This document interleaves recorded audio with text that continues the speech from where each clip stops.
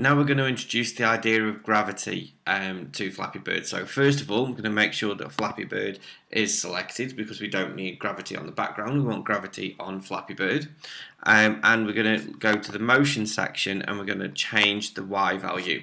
Now the X value will change where Flappy is horizontally on the page, either to the left or to the right, whereas the Y value is the vertical value, so it will change whether or not or how much he goes towards the top or falls towards the bottom.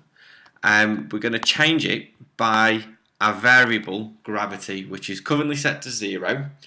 So we won't fall just yet, but we're going to bring in another flowchart in a minute or two to change that.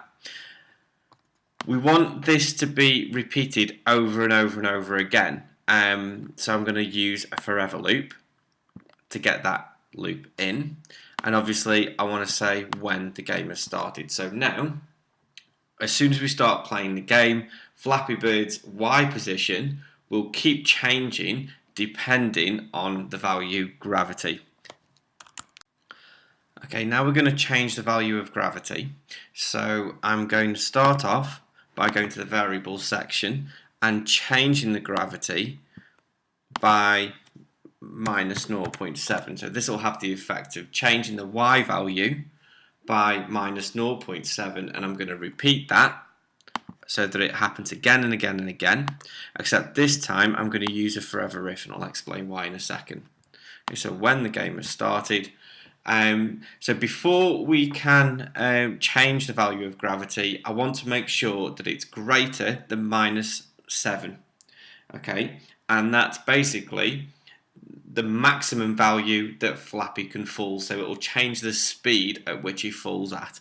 So if I go to the operators blocks now and say as long as it's greater than 7, so we want gravity to be greater than minus 7. Hopefully now Flappy should change. So first of all I'm going to save my game.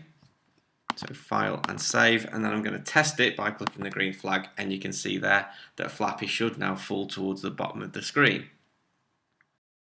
One final test you might want to do is to stop the game, and before I start it again we should see that one, Flappy appears in the middle of the page, but two, if we look at the value of this gravity now, we should see that it increases by decreases from 0 to minus 0.7 to minus 1.4 until it gets to minus 7, and that has the effect of making Flappy fall a little bit more slowly at the beginning, but then he speeds up until he hits that maximum speed of minus 7.